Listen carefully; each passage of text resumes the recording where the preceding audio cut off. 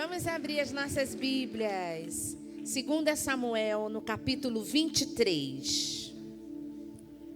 2 Samuel, capítulo 23. E o Senhor quer falar conosco essa tarde um pouco sobre os valentes. Sobre os valentes. Vamos lá. 2 Samuel, capítulo 23. E a palavra do Senhor diz assim.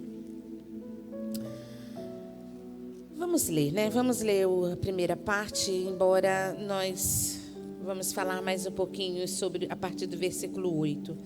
Mas estão aqui as últimas palavras de Davi. E estas são as últimas palavras de Davi. Diz Davi, filho de Jessé, e diz o homem que foi levantado em altura, um ungido do Deus de Jacó, e o suave em salmos de Israel. O Espírito do Senhor falou por mim, a sua palavra esteve em minha boca, e disse Deus de Israel, a rocha de Israel a mim me falou. Haverá um justo que domine sobre os homens, que domine no temor de Deus.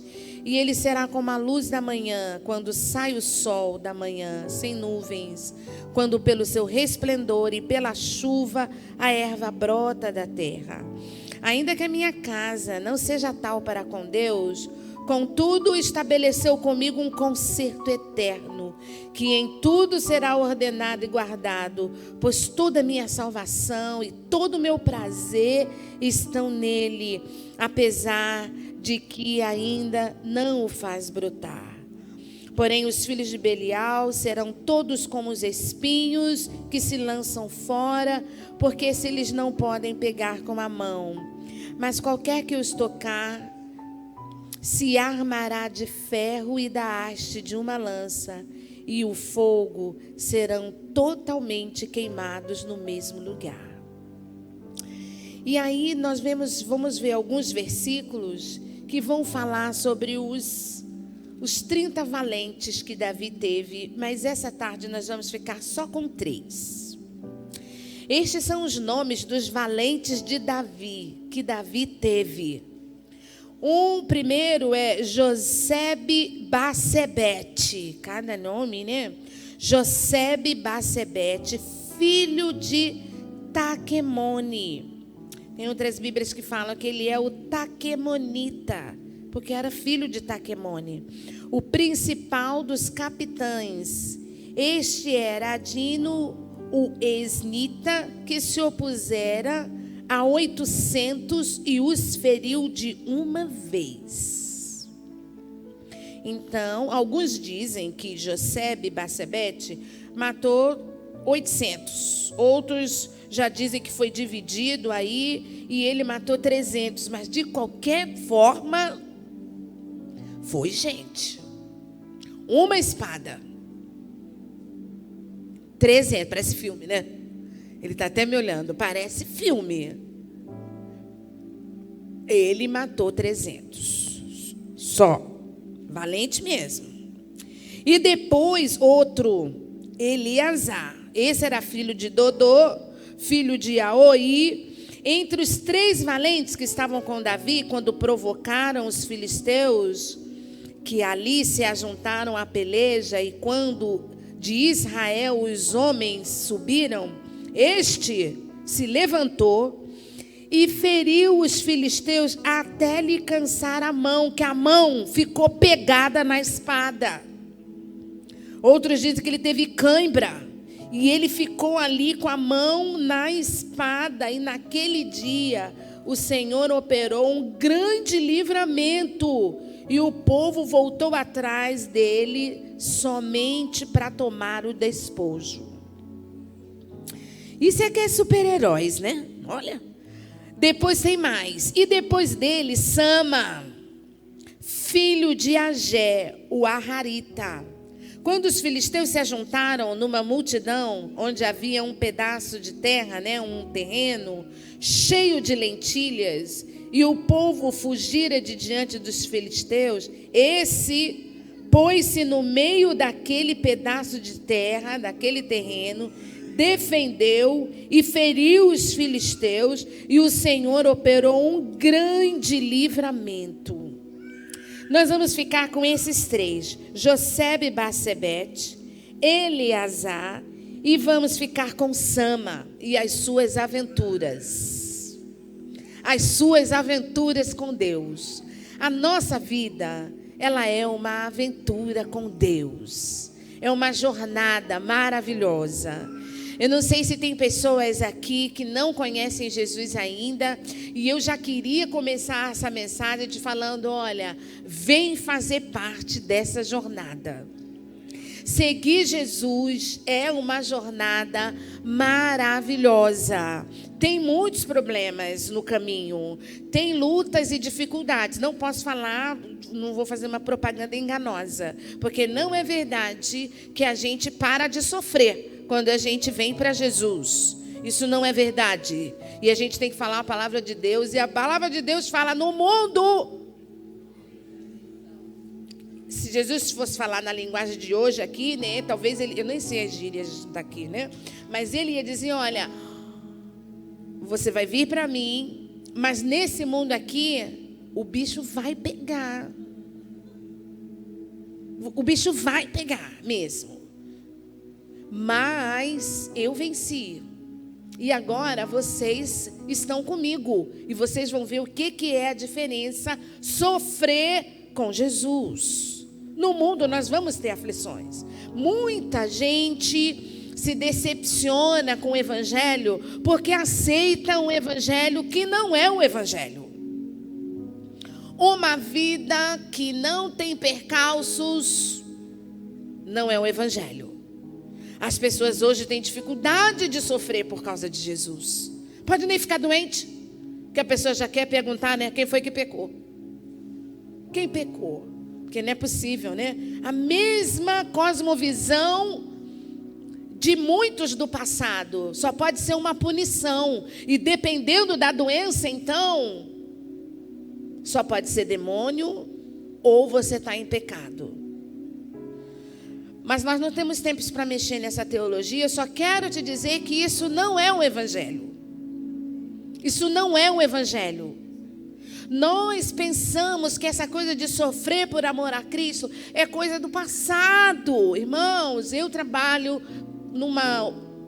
com a Jocum, mas a gente trabalha com uma área de menos alcançados que a gente chama de missões e fronteiras. Eu me reúno a cada ano com amigos que vêm com dificuldade para sentar na reunião por causa de pauladas. Porque ficou preso não sei quanto tempo. Por causa do evangelho. Por causa do evangelho. Esse é o evangelho. E é um evangelho de muitas bênçãos também. Mas não, de jeito nenhum, nós não podemos diminuir, porque isso é diminuir o sacrifício de Jesus para carro novo e casa própria. Isso é empobrecer esse evangelho. E esse evangelho, ele não tem, como é que eu vou dizer a palavra, né? Mas ele não é empobrecível.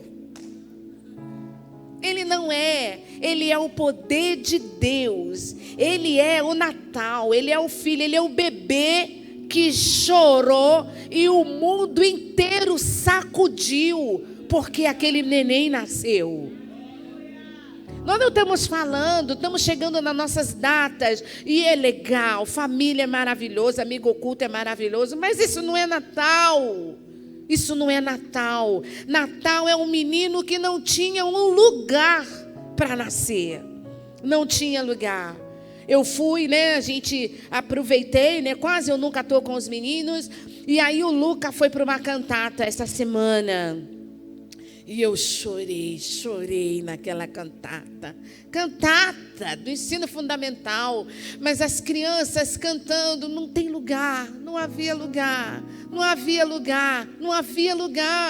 para o menino Deus nascer. Não havia lugar. Isso é Natal.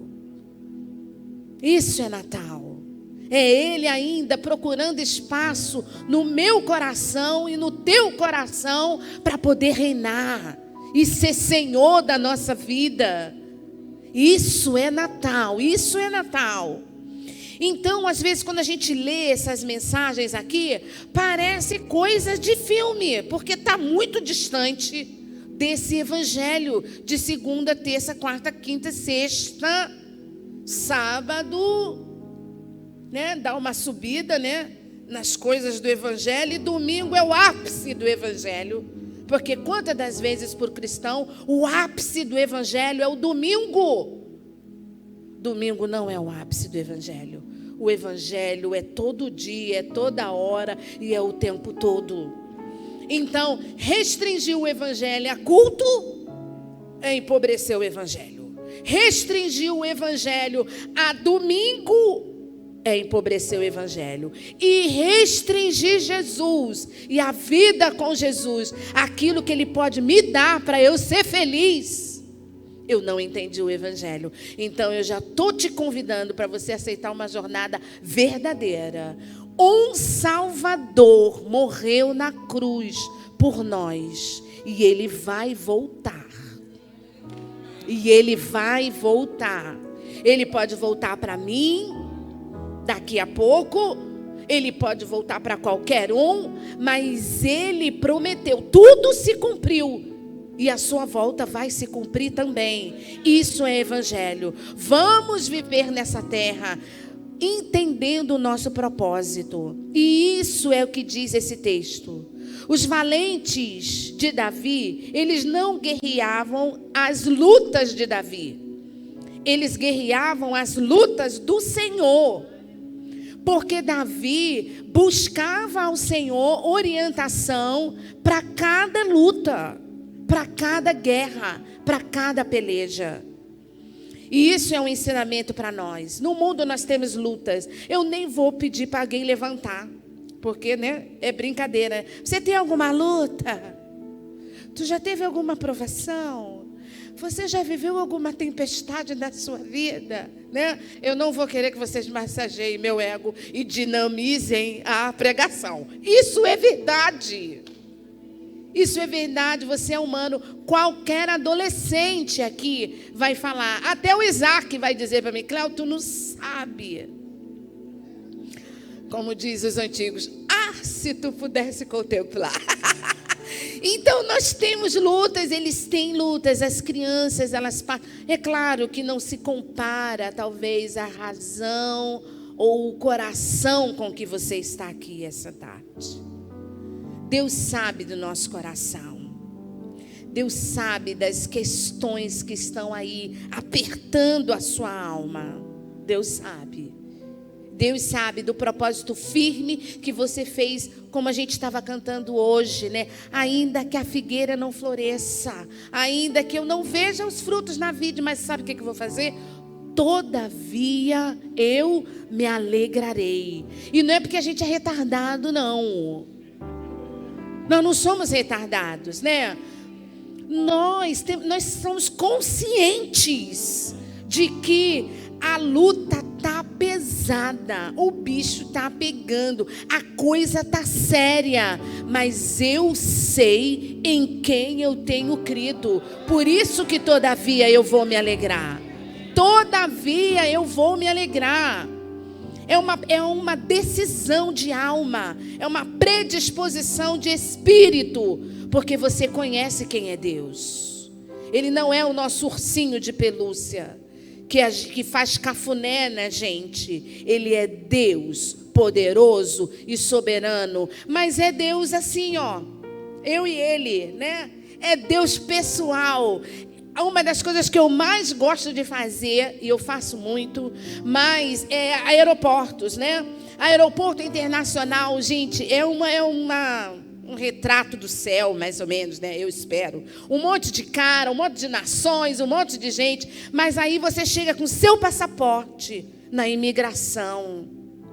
Aí ele faz a leitura da sua digital e aparece a sua cara, porque com essa marquinha aqui, só você. Não tem ninguém. Ninguém.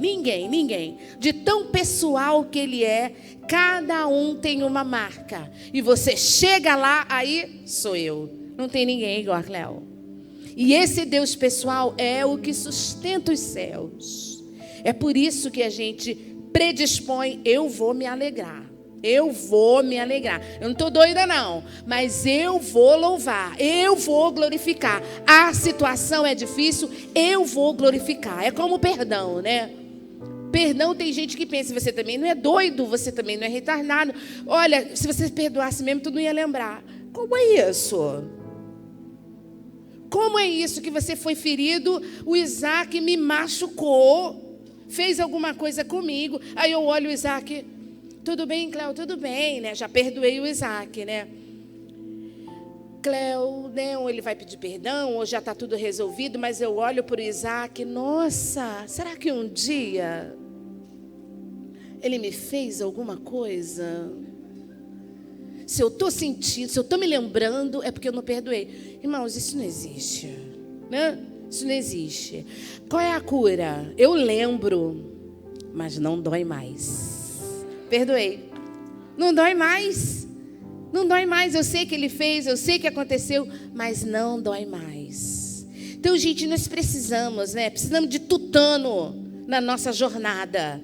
E os valentes de Davi, pensa, gente, um cara com uma espada, eu creio na palavra de Deus, matou 800, e se querem diminuir para 300, que seja 300, com uma espada.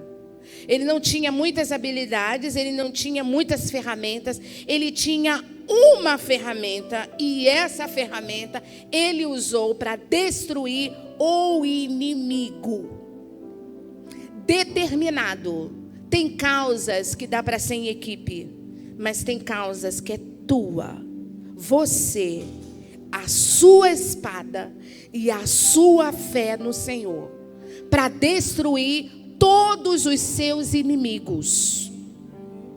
Você, a sua espada e a sua fé no Senhor. Qual é a sua espada? O que Deus tem dado na sua mão para você lutar contra o adversário da sua alma? E você destruir todos os seus inimigos com a arma que Deus te deu. Assim foi o primeiro. Um segundo famoso, um dos mais famosos ali, o que ele tinha do Senhor era perseverança. Gente, imagine você lutando, mas com tanta determinação que a espada ficou travada, colada, apegada na mão dele. Deus está falando para a gente essa tarde, não desista. Não recua. Está cansado? Continue. O Senhor vai dar os inimigos nas suas mãos. Quando eu estava pensando nessa palavra, né? Uma arma, a gente pensa em muitas coisas em batalhas espirituais e elas são realmente armas poderosas. Mas, gente, nada mais do que nossa vida cristã em dia com Deus. Caráter, santidade, verdade. Isso são armas poderosas. Porque muitas das vezes a gente até grita, sai! Em nome de Jesus. Baba até, né? A gente é muito emocional, né? Se a gente fala muito, né? A gente chora. E quem fala em línguas estranhas fala, mas às vezes as brechas que estão em nós são elas que limitam as nossas vitórias. Você faz jejum, você canta, você gasta horas em oração, mas muitas das vezes o que Deus quer de você é santidade. Santidade. A juventude sabe disso, né? Qual é a tua vitória? É ser permanecer santo. Isso aí, ó. pensa até a arma ficar grudada na tua mão. Não cedo, não cedo, não adianta. Ele quer, mas eu não cedo. Ela quer, mas eu não cedo. Vão me chamar de 0 quilômetro, mas eu não cedo. Eu não cedo, eu não cedo. Eu sou santo e eu não vou me envolver. Propina eu não pago, eu não pago, eu não pago. São muitas as batalhas que nós temos. Nas próprias universidades, quantas vezes você precisa ceder para algumas coisas. Já pega a tua espada e não ceda. Não ceda. Não ceda. E o Senhor vai dar os inimigos nas suas mãos. Nós estamos num tempo de batalhas. Batalhas. E muitas das vezes, Satanás, o nosso adversário, ele é o nosso adversário mor. Ele é o nosso adversário. As pessoas não são nossas adversárias. E ele quer arrumar uma forma de te enfraquecer na luta. E uma das formas que ele tem é de afetar a sua vida e o seu caráter. Mas o Senhor fala para nós essa manhã: pega a tua espada e luta, e luta, e luta, e luta até ela ficar pegada na tua mão. Deixa da cãibra, mas não cede, não abre mão, não abre mão. Não vale qualquer coisa, não vale. A jornada de Jesus é séria. Nossa força, nosso testemunho está em coisas muito pequenas. Então assuma a sua vida cristã. E viva a sua vida cristã. Isso é batalha espiritual. O valente pegou o que era seu, que era a espada, lutou até o fim e não cedeu. E hoje à tarde, pode ser que você está aí pensando: Deus, e eu quero que você pense mesmo, o que é mesmo, Senhor, que eu estou cedendo? Senhor, o que está acontecendo com os meus olhos? Senhor, o que está acontecendo com os meus ouvidos? As minhas mãos, Senhor, o meu tempo, a minha vida, meu dia a dia, a minha igreja, segunda, terça, quarta, quinta e sexta, na faculdade, no cursinho, no trabalho. Como é que eu estou? Jesus, Jesus, me ajuda a me apegar nessa espada e a não largar, Senhor. Eu ouvi uma mensagem essa semana, no meio dessas tribulações aí todas, né? Que dizem que o mundo antigamente matava os cristãos, né? Por causa da identificação e da perturbação que os cristãos faziam no arraial. Mas hoje nós estamos com dificuldade de crentes com vida santa que perturbem o ambiente onde ele está. Gente, como que nós vamos ganhar essa guerra? Pensa numa batalha como essa, onde uma coisa simples, né? Mas o meu colega aqui é crente. Vamos pensar nos adolescentes, né? Ele é crente tira-cola, eu não sou crente de colo também. Então os dois colam, então não tem nenhuma diferença mesmo. Ele é crente, ele dá atestado, dizendo que não vem, até atestado para ir para a casa de Deus, né? Para justificar. Eu estou indo, mas eu estou pegando atestado porque eu tenho compromisso na igreja. Mas você, funcionário, você está pegando atestado porque isso enfraquece. Seu colega está lá vendo. Que Deus é esse? Que Deus é esse? Não, se é para facilitar a minha vida, toma aqui. O mundo espiritual não está incomodado com a sua presença. Você não está fazendo a diferença. Ou seja, se a coisa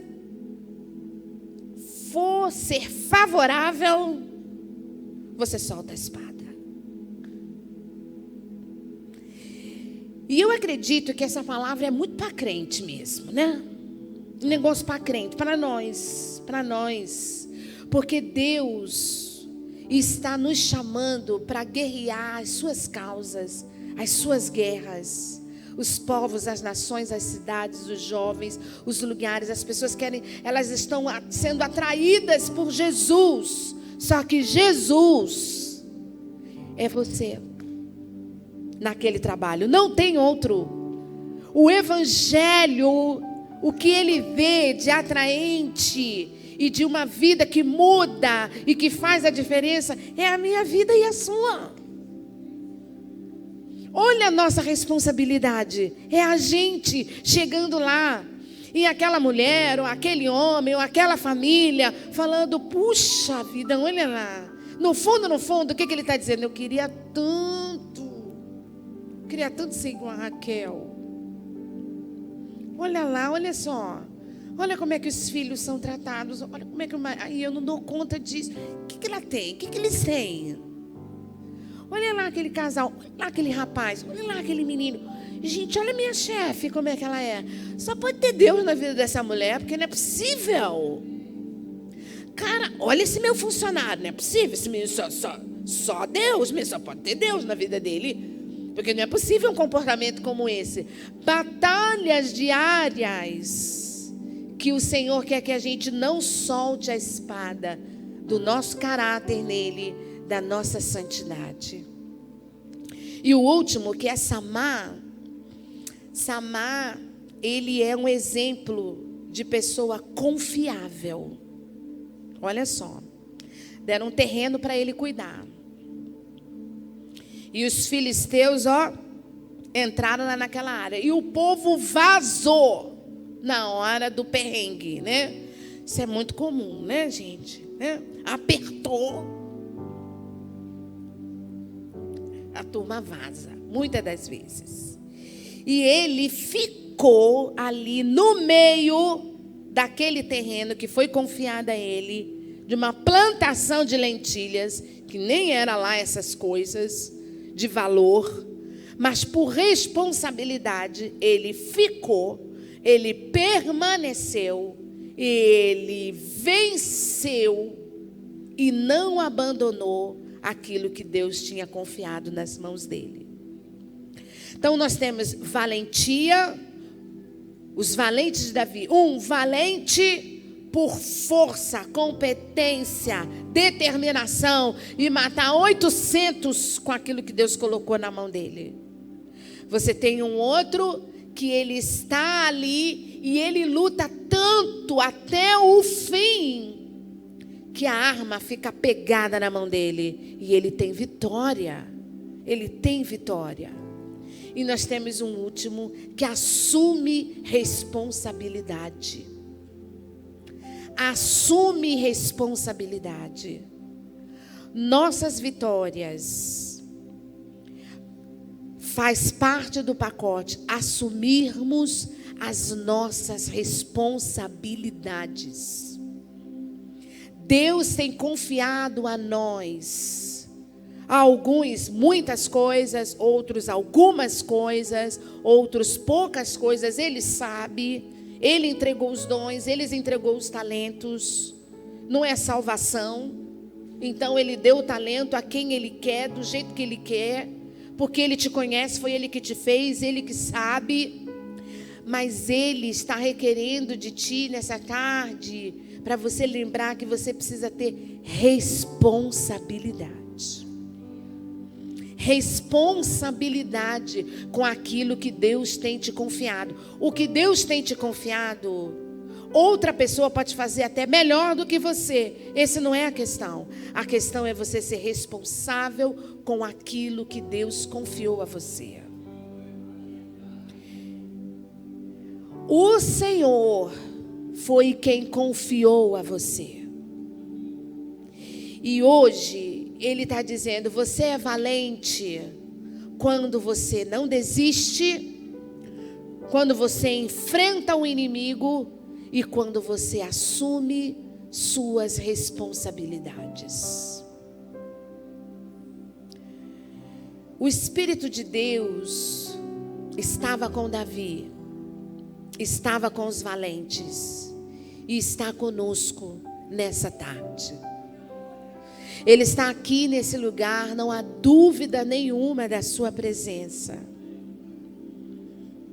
Você não precisa nem expressar para a gente saber que Jesus está entre nós, porque Ele é.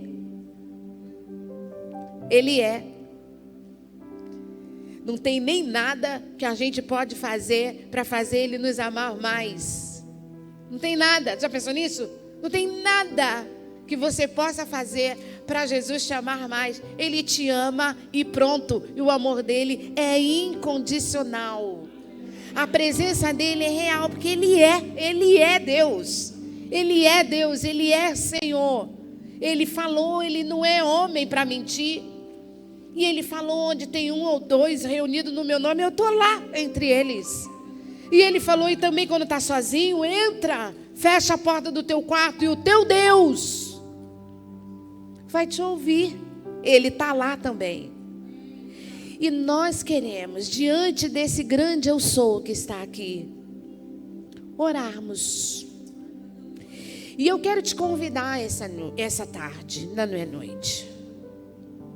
Deus sabe das tuas lutas. Deus sabe. Aqui é casa de Deus. Casa de Deus é lugar da gente expor as nossas batalhas. Não de expor os nossos irmãos, mas expor as nossas batalhas. Na casa de Deus, nós não podemos, eu falo isso na missão, nós não somos anjos, nós temos muitos problemas. Falo, gente, não pode ter gente deprimida aqui entre nós, que não tem um irmão que você possa abrir e falar com ele. Que muitas das vezes a depressão, nem sempre, quantas das vezes é saúde, falta lítio, falta elementos químicos, tem problemas, mas quantas das vezes é pecado, você está lutando. E aquilo está acabando com você, sabe por quê? Porque tu é santo. E o negócio está em choque com quem você é. É isso, dá tanta tristeza. Porque você é santo, aquilo não tem nada a ver contigo.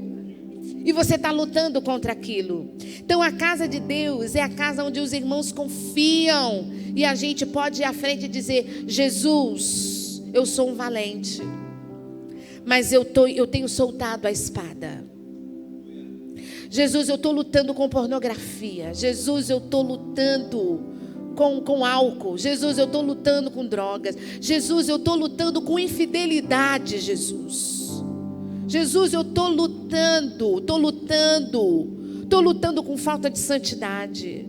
Jesus, eu estou lutando com mentira. Eu estou lutando, Jesus. Me ajuda. Eu quero vencer esse inimigo essa tarde. Me ajuda, Jesus.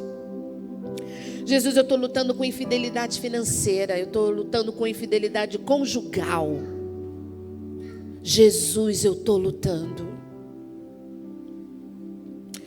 Jesus, me ajuda, me ajuda, me ajuda. E o Senhor da nossa vida, Ele está aqui essa tarde. E Ele está aqui para nos dar vitória. Porque se você vai ler esses textos mais uma vez, os versículos vão falando. E Deus operou grande salvação no meio deles. A palavra de Deus diz, né? Grande é o Senhor no meio de ti. Que coisa, né? Na minha vida, na sua vida. Grande é o Senhor.